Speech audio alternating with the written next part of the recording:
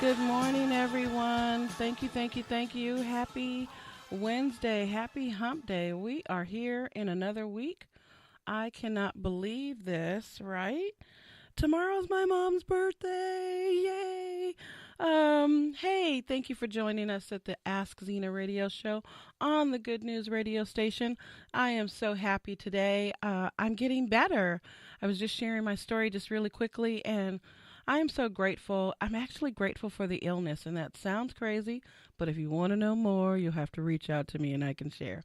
So you can always catch me on all the social media channels, but you can also go to the goodnewsradiostation.com and listen to previous podcasts, check out the other shows. Wow, whew. It's Wednesday. So, because of my illness, I find myself being a very reflective person.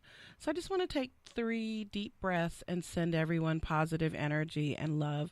So, that's just my way, whether you're listening to me on the airwaves or the internet or whatever you're doing. I'm just focusing and sending the energy, and then we'll jump into the show. So, I'm just going to take 3 deep breaths.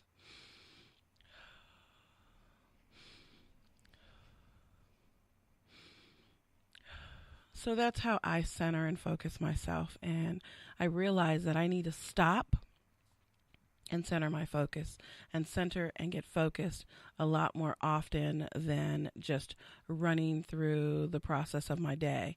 So again, thank you for listening to the Ask Zena radio show. Hey, you can always go on the Good News radio station and drop a comment. Tell me you like me. Tell me you don't like me. Tell me what you want to hear. So we have an amazing guest. I want to share some stuff with you first. I want to talk about denial. That's the topic today, denial. And we'll get into that. But, I always have a hook or something to learn about or something to, encourage you with. And I think my guests will share some information that will be very encouraging. And if it's not for you, it's for someone that you know. Trust me. Trust me, trust me, trust me. There are no 6 degrees of separation here. There's probably 2. And I'll share with you mine as well. So I also wanted to share with you that right before I took sick, I started this new web series called A Vow, Authentic Voices of Women, and then just it stopped, right? But I'm going to be picking that back up and jumping back on that bandwagon and moving that through. And what A Vow basically is, it's voices of women. It's sharing our story. It's sharing our story of adversity, of courage, of strength, of love, of sisterhood, of, I'm even looking for teenagers who have a story because our young people are our future and they have a story.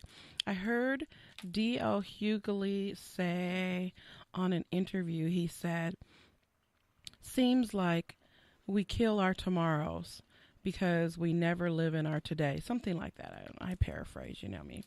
And so I don't want your tomorrows to be killed because you're not living in your today. So let's move past the yesterdays that are holding us behind. All right. So if you're interested in A Vow, I'll talk a little bit about it at the end, but you can always reach out to me, Coach.AskZena@gmail.com. And if you need any career or personal or life coaching advice, certainly reach out to me via my private email, Coach.AskZena@gmail.com. So before I introduce my guest, I was reading from this book. It's called Affirmative Prayer, Becoming Your Own Answered Prayer by Reverend Bonnie. I don't know where I picked it up, but I thought that this was really interesting, and then I'll segue into talking about my guest. And it says, and we're not talking about prayer, but we do talk about prayer, right? Because I'm a prayerful person, and everything that I do is rooted and grounded in God. Matter of fact, let me just say this. I posted something on Sunday, I think it was Sunday, on social media, and someone was like, well, there is no God. And I went in because I don't know what you believe in, but you're not going to try to come on my page and tell me what I'm supposed to believe in, right? Because that's just how I live my life. So I may not be a perfect person. I'm certainly under construction, but don't try to come for me, because me and my God, We are homies. We are in sync. We walk together through me, in me, all around me. Did you hear it? Okay. Okay, don't get me preaching. Okay. So this is by Dr. Ernest Holmes, and it says, without my glasses, prayer now becomes the communion of the lesser with the greater, which makes it possible for man not to reverse natural law, but to reverse his position in it is such a way that bondage now becomes freedom. Wow. So that was really powerful. I want to share who I'm going to be talking to today. I saw this young man on Facebook and saw this video, and it hit me. It hit me because there's some personal things that it really touched me.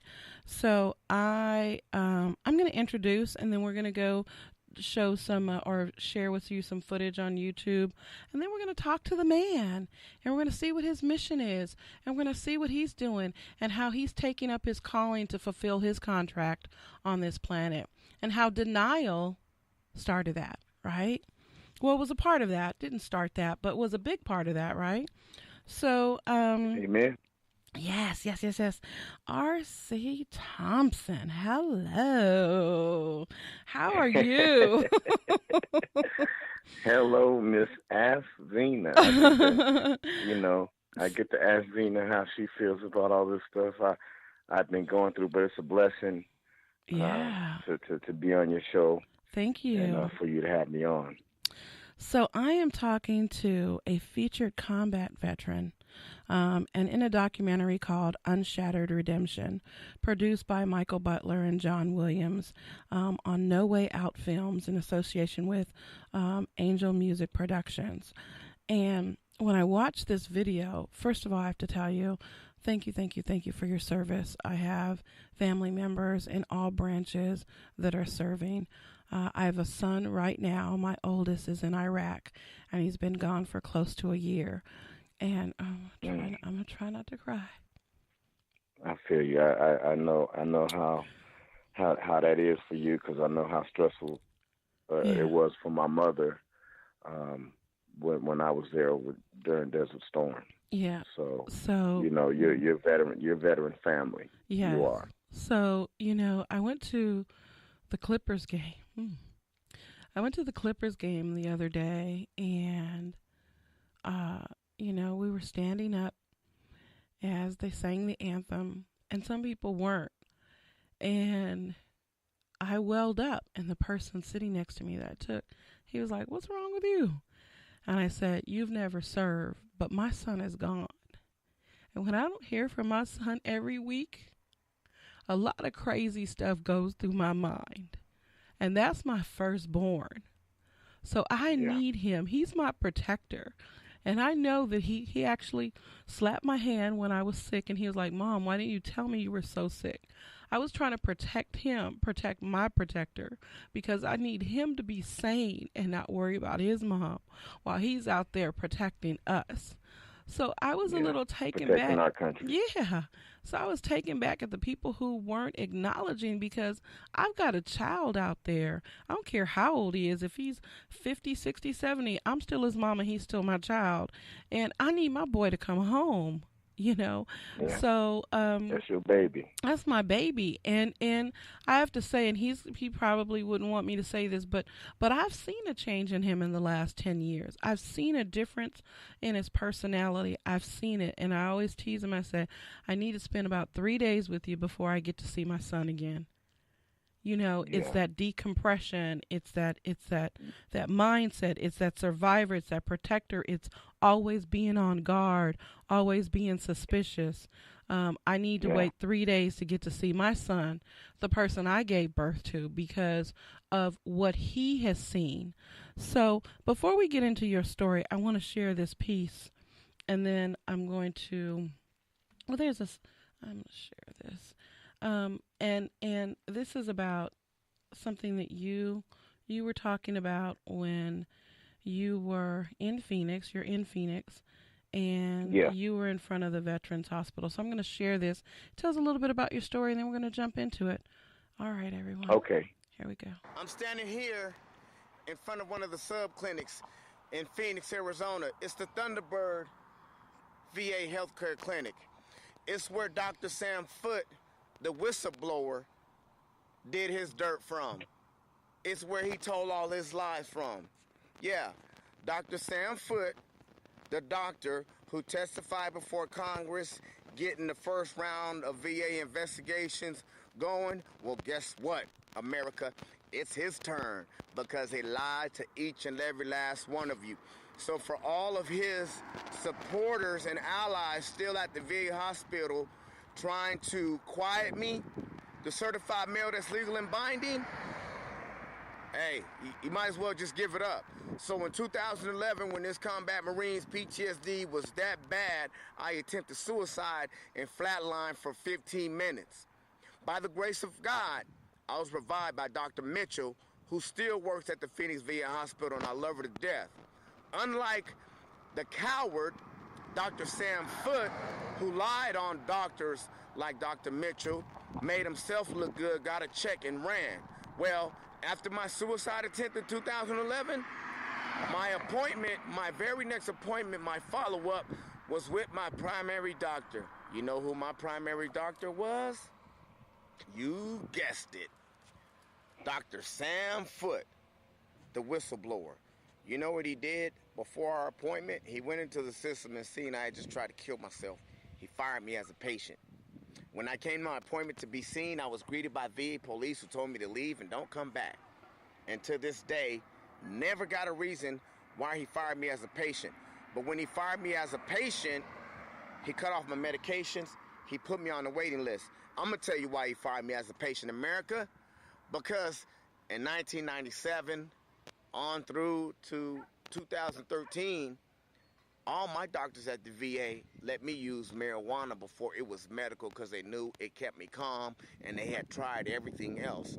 So just along with the other doctors, Dr. Sam Foote prescribed oxycodone for me while he knew that marijuana was in my system, and that's what made him fire me as a patient because he was covering his ass, and he covered his ass when he lied on the other doctors. All right. Well, right? That's a lot. That's a lot. I mean, Yeah, I had some fire in me in that day in that video. I wanted to get some stuff out. and you did. And thank you. And thank you. No, it was raw and it was authentic, and I love when people are really real, and their emotions transcend, the experience. I mean, in the video, you're just standing there, but I mean, there was so much there. So, RC, we heard a little bit about, what's going on, but talk to me about what your story is and what you're drawing awareness to in this documentary. Okay. Yeah, and earlier when we were talking about flowing, and for me, when I'm in the spirit, I know that flow is gonna come.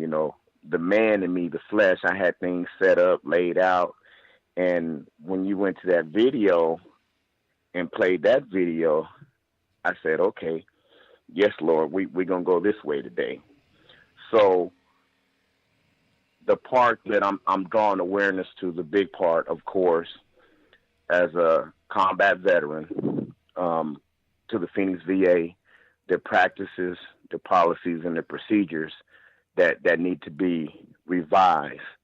But as part of the documentary that I'm in, I'm also raising awareness to their relationships with civilian agencies that also cause issues for us combat veterans dealing with PTSD. So that's the reason why I use the certified mail with the signature receipt. Okay. Because over a 4-year period, when I would file the grievances, the normal process, either online or just mail it in, I wouldn't get a response. And then I would call in for feedback, and they would tell me, oh, we conducted an investigation and we closed the case and we found no wrongdoing. And I haven't got one call from anyone asking me any questions about what I've gone through. Wow. So I had told the producers over this 4 year period, I'm going to document everything. I'm going to chronicle everything so I can show how veterans are treated by some civilian agencies aside from the Phoenix VA. And that's what I've been able to do is chronicle those things. The video that you showed referenced the whistleblower, Dr. Sam Foote. And you know, in the video, I mentioned by the grace of God is why I'm here, and that's why I share my testimony. My PTSD was so bad, it took me to a suicide attempt because there's so many different cases or so many different ways the devil has attacked me. Mm-hmm. But I had that armor of God on, and that's why all this is coming out into the light. Can we step back for a moment? I really want to understand PTSD. I want to understand it from your perspective. I know that it's different, and I know that people experience it differently. I've seen people like just, shrug their shoulders like, oh, that's just PTSD. It's not, oh, just that, right? I want to understand if you can walk me back just a little bit. Tell me a little bit about what you've seen and what still plays on in your mind that contributes to this. Mm, that was an awesome question because last night when I think about what I'm going to focus on during the podcast, and then when you mentioned denial, you know, I use medical marijuana for my PTSD, and I'm still in counseling as well at Point Man Ministries, and then I'm in church every Sunday. I need all these things to keep me good, because if I don't, I'm going to have episodes. What I used to tell people before I really started working on my relationship with God, what the PTSD was I could be walking around, I could be in public, I could be at home, and I want to smile, I want to socialize, I want to talk to people. That's what I want to do, but it's stuck on the inside and I can't get it out. So when anything comes out of me, it's that anger and rage, but that's not what I want to come out. But it's like I'm trapped inside of myself, and then at night, the dreams and the nightmares have been so bad. It's played a role in some of my relationships going to the wayside. So it because sounds like, like I said, I have to wait to see my son 3 days later. It's like if you can break through that barrier that the experiences and what you've seen have created this cemented block wall, right, within your spirit. If you can break through it, then you can engage, then you can interact. But some people can't make that leap over there because it's just too burdensome. It's just too hard. It's in you, and especially if it's recent. And I'm holding back tears right now because just listening to you, I have to share my mother. When I was over there, fighting the war, she was in and out of the hospital 3 times a week, stressed out, because she already had medical conditions. And, I'm from Chandler, Arizona, and people in the neighborhood were looking out for her for that reason. They would take her to the hospital if she needed to get there because she was stressed out. But when I got home, and she's rested in heaven, when I got home, the son that she knew was no more. My mother was afraid of me her last days. because my struggle in that darkness was so bad that I lost family and friends. Mhm. And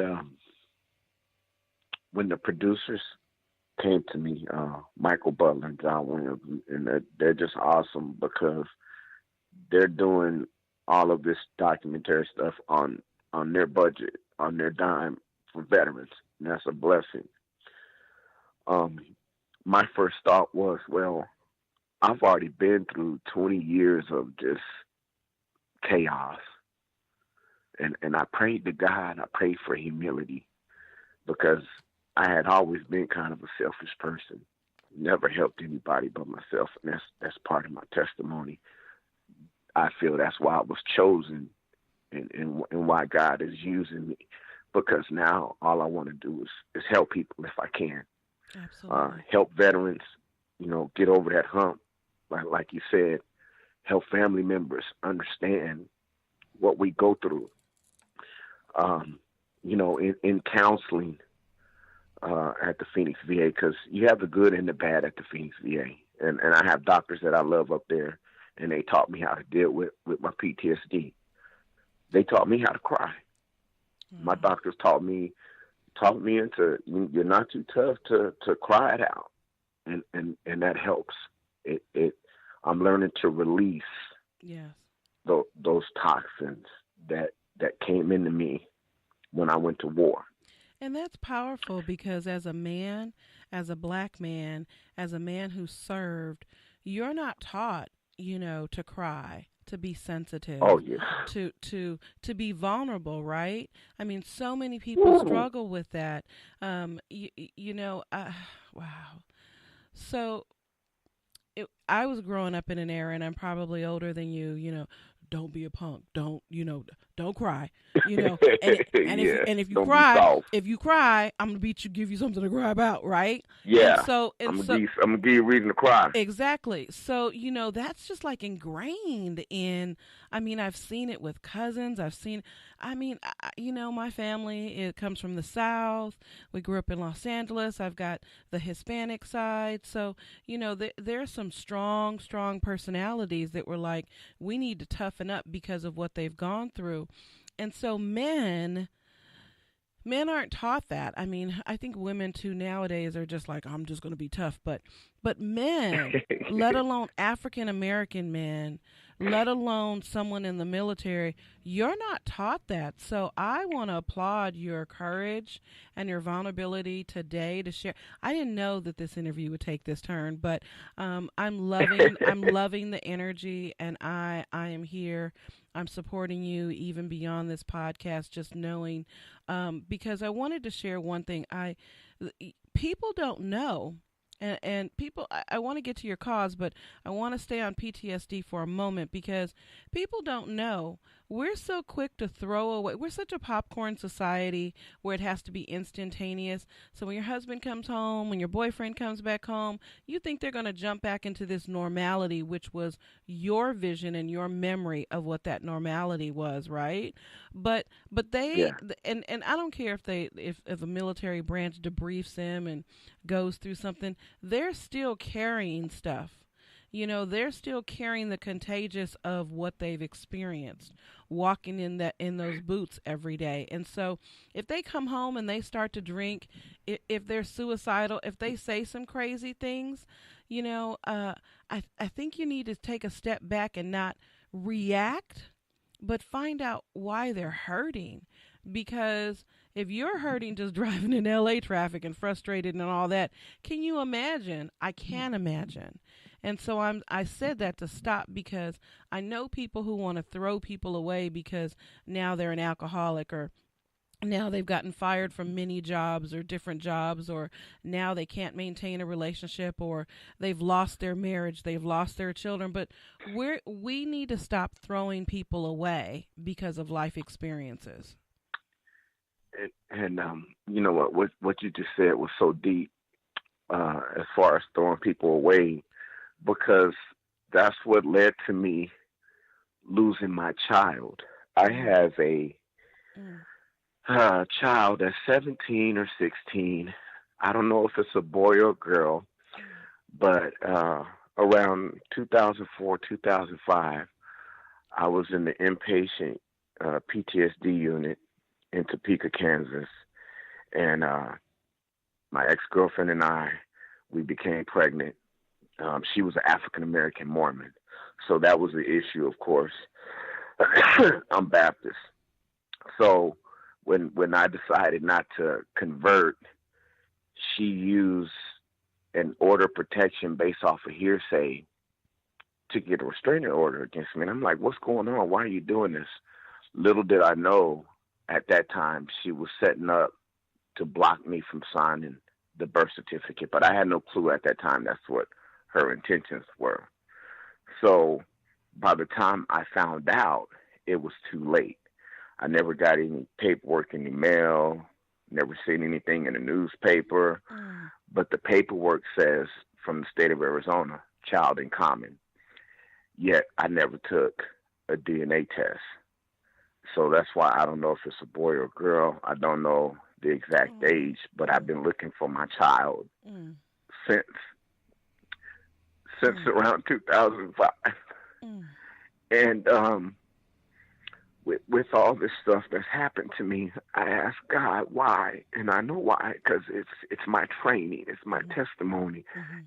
it's what I'm supposed to use to be obedient to God and help Mhm. others to make sure that this doesn't happen to another veteran or any person because people that make decisions make the decision to throw this person away. Mhm. I Yeah. have a right Yeah. to know what my baby looks like. Mm. They have a right Yes. to make the decision whether they want to have a relationship with their father or Yes. not. And after fighting for this country, that's been taken away from me. Mm. Well, I am going to keep you in prayer. Do you know your child's name? You don't know? Do you know? I Okay. don't. The closest I got was me and her had lived in the apartment complex next to each other in Mesa, Arizona. Mhm. And I was coming home from work. I used to work at the Phoenix VA Hospital. And I knew there was a restraining order, so I thought I was at that 151 feet mark, but I was at 85 feet. And I asked her, I said, what did you name our baby? And is it a boy or girl? She called the police and had me arrested. Mm. So that was the closest that I ever got to seeing my baby. I seen the baby in the stroller, but I didn't get to see if it was a Oh boy my or girl. God. And then I was trying to Mm. get a look. That's the closest I've ever gotten. You know, I'm so sorry. she had promised to bring the baby over so my dad could see his grandbaby. That didn't happen. My dad passed away. My mom passed away. All Mm. that's been taken away from my family. Whew. Father God, Father God. So So I will help you you. know, I will find whatever resources that I have personally, and I will help you. So we can talk about that on the side I because appreciate that. I, That would be a blessing because I just I dream about it every night. oh my Think about it God. every day. Yeah. What you know, does my baby look like me? Is it a boy or girl? Do they Well, play basketball, softball? What? Yeah. wow. Well, just the fact that you are putting this out in the universe, I'm telling you that people will hear and the energy, the collective energy. Prayer is a mighty thing, and I'm going to be praying for you. Prayer is a mighty thing that it's It is. invisible. It's invisible and visible. And I'm telling you that your story today is transcending throughout the energy and the spheres. And some sort of way, there's going to be a connection. I feel that. I feel that. And so, wow, we didn't know it was going to take this turn. And it's interesting because we didn't know. we just going where the I know. where the spirit leads us. Yeah, I mean, I've got questions to ask, and but I'm like, I can answer them, Miss Zena. and I'm like, oh, okay. But it's interesting when I was thinking about the title of this episode. I wrote, denial is your invitation to stand up. Wow. Denial is your calling, not your defeat. And then I found that poem, which I'm actually going to read again. It's an affirmative prayer, actually, by Dr. Ernest Holmes, because after what we talked about, that last sentence just is resonating with me and your story. So prayer Okay. now becomes the communion of the lesser with the greater, which makes it possible for a man not to reverse natural law, but to reverse his position in such a way that bondage becomes freedom. Amen. So Amen to that one. I was led to that, today. And so we obviously have so much more to talk about, you and I just personally. And I'd love to have you come back, and I'll be in Chandler sometime, and we can meet at the Perch, not giving them a shout out, but I love that place. But we can meet and have some and have some dinner. I love Chandler. And, I spent Oh yeah, that's the hometown. I'd have to take you to Elmer's. Oh, Elmer's okay. Tacos. Oh, tacos. That's one of my favorite. But I spent 14 years in Arizona, and even though LA, born and raised in LA, Arizona does feel like home to me, and I'll be out there fairly soon. So we'll be in touch, and we've got work to do, because I really believe that you came into my life for a reason. It was not accident. It was not accidental. It was not happenstance that I looked at that video, which I get sent a lot of stuff all the time. And I don't know, it was in my sickness that I was laying in my bed and I saw your video, and I couldn't even finish the video before I sent you a message. So you and I are connected. There's one thing, we're going to get back into where you are, what it is that you're doing, and how we can, Okay. as a community, support and rally around this and talk about the movie. But as a person, I want to share this book with you, and I think that you can even get it on YouTube, and Okay. just take a taste of it. So it's Mastery of Love by Don Miguel Mastery of Ruiz. love. Yeah. And it sounds like at this point you need to do some self-love to understand that all of this stuff that happened around you, it was happening around you. It never broke you down. I mean, it did break you down, but you're strong enough and you're resilient enough, and you're coming back and you're developing, you're girding yourself up. You're wearing your spiritual armor. You're going out there every day. And now, so much so that you are moving in an empowerment stage to help others, to bring awareness. So you're there. You are there. You are a courageous warrior, and you are there. And I just applaud you for that. So never take the light off of yourself. I know that it's tough. I mean, I don't have PTSD, but I have empty nest syndrome, which is nothing like that. But I will tell you, any woman that their children have grown up and they're by themselves, they're a single woman. I spent 2 years on my sofa crying, and sometimes I still cry because it's a loss. And whether it's a loss of a person, but it's a loss of my identity.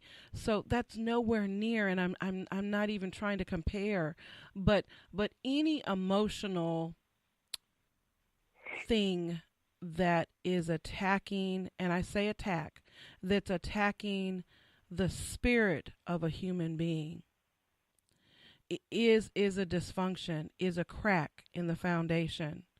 And Yeah. and we're all okay.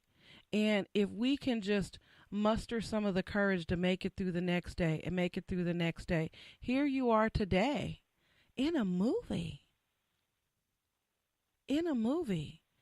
And Yeah, that's God. yeah, and we all have that within us. Some of us, like I said, there's that wall, right, that some of us just can't get past. And some of us, it takes a couple of days, and some of us never get past. but we do have the strength, and some of us are not supposed to get past because their life is supposed to be an example for someone else. And I do believe For in someone else. Yeah. exactly. So Yeah. talk to me about what treatment looks like, what sort of counseling is going on in your life. What does your life look like now, and how can we as a community love and support you? It's it's getting a lot better. You know, when I pray to God, I pray for healing. Yeah. I pray for healing and strength and to be used. Yeah. And like you said, prayer is everything. Prayers are answered. So I go to counseling every Thursday. So I just reminded myself I got counseling tomorrow, so I don't miss group. Okay. I go to counseling in Chandler at the Legion. I forget what chapter number it is, but it's on off of Chandler Boulevard, and I go there every Thursday. Point Man Ministries, and it's a faith based uh, PTSD group. Um, one of my sisters, my dear sister, who is also featured in the Unshadowed Redemption film, Shannon Pahi, is a big part of my life Okay. because she's the reason why I'm in the group. Me and her got to become close during the filming of the documentary, and her significant other basically became my counselors. You know, I'll help her when she's having her PTSD issues, but me being a single man dealing with PTSD, I get lonely a lot, Hmm. and they just put it upon themselves to like just put me in their schedule to where if not both of them, one of them will come and check on me every day. They'll just come and sit and talk with me, and we'll go over some stuff that about the film and stuff like that. But I've come to know that I'm going to see them during the week, Okay. and that's a big deal because I didn't always have that. Sure. Church, God, it always starts first with God for me. That's a big part of my counseling, which made it hard to deal with the VA because, of course, they don't recognize that. But Mm. I used to always say PTSD is the devil's disease. Mm. So the best way to deal with that for me was to be in church, fellowship, Sure. do my Bible study when I'm at home, and just keep God in mind. Because for me, when I'm not thinking that way, it gets hard. So I'm doing much better. Like I said, I use the medical marijuana for my PTSD nightmares and pain. I used to have a opiate oxycodone addiction. Those medications prescribed to me by the Phoenix VA, and I use the medical marijuana basically to wean me off of the opiates, and I'm 4 years clean from oxycodone from those pain Congratulations. pills. Congratulations. So I'm peer support specialist certified, so eventually I can really start doing what I dream about doing, which is working with veterans Okay. and other veterans. Shannon Pahe and myself, we're in contact with NAVETS, National Association for Black Veterans, looking to bring a chapter to Arizona, and we'd be able to process claims and help all veterans, not only just African American combat veterans, and even involved in everything that's going on in the film and the counseling is Gina Ruggiero, who is also featured in the film. She talks about her sexual assault by other veteran service members while she served in the Air Force, Wow. and so she deals with her PTSD, and she shares her testimony as well as Shannon Pahe, and Gina Ruggiero plays in a band called the Creative Drill Sergeants Vets Jam Band, Cool. and it's made up of veterans, and that's how they deal with their PTSD because music is therapy. Yes. Yeah. Yes. So the Lord is working, and Mm. like you said, when I remember when you saw my video, I remember the message that I got from you said, normally I don't let people tag me, but I'm allowing this one this time. Yes. And, Yes. and I remember that. So, that was a blessing right there. I don't mind helping anyone. I don't mind helping, but that whole tagging thing that people do to, leverage other people's audience. If you ask me, like I will share just about anything. But I think that you have to have some sort of relationship with me. This situation is truly a God situation because I had no relationship with you. I don't know how I got tagged, but I was like, okay, I looked at it and I was like, okay, I need to reach out. So maybe I need to change. Maybe this is something that I need to change about, my practice, my social media practice. But I mean, I get fished, I get catfished, I get duplicated. I've got multiple pages on social media, and I think I've got probably just on Facebook alone close to 10,000 followers on the different pages and so forth. And I'm not Wow. bragging or boasting out because let me tell you, I probably know 6 of those people.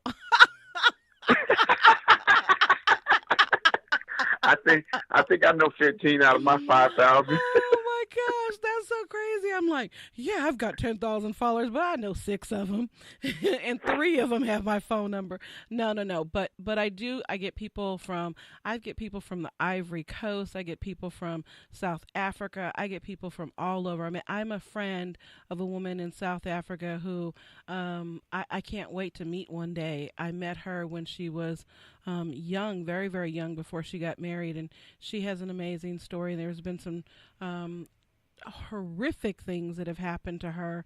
And she's gone on, and I've watched her become this amazing mother. So social media is a great platform. You and I, your story, the message that kept coming up in my mind was your story is beyond Chandler, Arizona. One of the things that please remind me that I need to introduce you to a friend of mine who's an executive producer. Arizona just started a subscription based black television network. And, Wow. everything doesn't have to be minorities, but, I support my black and brown all the time. Like, I'm here for you. Yeah. And so Yeah. I need to introduce you to the executive producer because there may be something there that they might want to explore. And I think they just launched that back in October. But anyway, I'm the type of That would person be when you nice. get to know me, like I will open up my book and say, hey, I think I know this person, and I think I know this person, and I don't have a problem with making a phone call. So that's just who I am. So thank you so very much. You have been a blessing. There's a song that I found about PTSD that I'm going to share in closing. I play the Rocky song because I need to get motivated in the morning when I take this hour and a half, 2 hour drive to come to the studio. So that's my song. A lot of people are like, why do you keep playing Rocky? But anyway, I'm going to play Oh, this. that felt good. I'm going PT after this. I'm gonna drink some water for about an hour, and then I'm going running. Yeah, that motivated me too. Exactly, right? So it's my jump start. It's my, jump start. But thank you so very much. Can you tell people where they can connect with you, how they can get connected? And for my audience, I'm challenging you today to take this story and share it with at least one person. Someone needs to hear this story. Someone needs to hear the vulnerability. Someone who served, who you may not think has PTSD. Just share it with them. Just simply share. So I'm challenging you guys to share because if you are part of my audience and you're listening to the Ask Zena radio show or you listen to any shows on the Good News radio station, it is about good news, right? And we have to turn. I'm. This is my advocacy right now. We have to turn the dimensions of what we hear, see, read, touch, and feel every day from the negativity to the positivity. We have to start living in our good space rather than being resistant or being part of the problem or complaining about all the crap that's going around. Because crap has been going around since the earth was created. So you want to be part of the problem or you want to be part of the solution? And there's so much Yes. opportunity for you to be part of the solution. So sorry about that. I rant. Oh no, no, that was necessary. I rant. So, this is like Zena talking to her own self in her own head. So tell us, RC, how we can get in touch with you, how we can get connected, how someone can support you and be part of this partnership on your contract, on your journey to help others. Well, yeah, your followers can stay connected. Of course, my Facebook page is basically used as a behind the scenes, so it's under Richard R.C. Thompson. I ask that you watch the videos and share the videos on Instagram. I'm under Artistic One Veteran because I do artwork for my PTSD therapy, Okay. and on YouTube it's under Richard Thompson YouTube. Absolutely. And I'm going to give you the download. I'll send that to you. You want to share that. And hello, if anybody else has a story, similar story, or just wants to share, they can always reach out to me at coach.AskZena@gmail.com. Also, I wanted to say that, I have this web series coming up called A Vow. And there might have been women that you've been involved with, RC, people in your family that experience things that have a different side, because it's all about perception, right? Until we Yes, understand the truth, it's all about perception. So someone might have said, hey, Arsty was a jerk. He was this, he was that. But it's all about perception until we get a full understanding of the picture, right? So I'm here to help people understand both sides. I'm here to help people see that, this man was broken and he was going through some stuff. And look at who he is now, but he's still working on it. So that stuff that he went through before, please forgive him, because that wasn't amen on him. that. That wasn't him. And so, perception, when we hold on to things like that, I have an exercise in my coaching practice where I show people how to close their fist. And everyone knows how to close their fist, right? But when you close your fist for a very, very long time, you stop the blood circulation. You're going to start feeling your fingers, tips, and your arms and your hands be really, really numb. Try doing that for 20 minutes, and you're going to have some circulation issues. So then think Yes, about what you're doing with your mind and your spirit when you're closed off. I'm closed off. Cut it off. Exactly, right?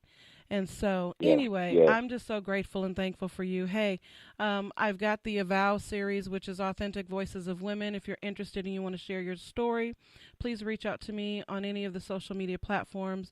Zena Contreras, Ask Coach Zena. You can reach out to me even on the Good News radio station, or you can email me directly at coach.askzena.com.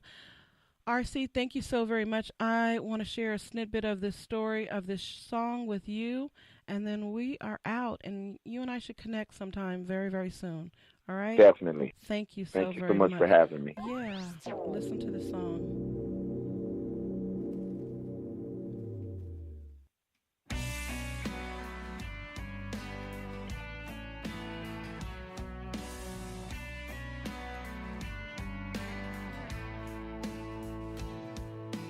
I don't dwell on my past dwells on me. Why not just forget I'm asked? It's not that easy. I don't sit and think about my PTSD. My PTSD thinks about me, and I said,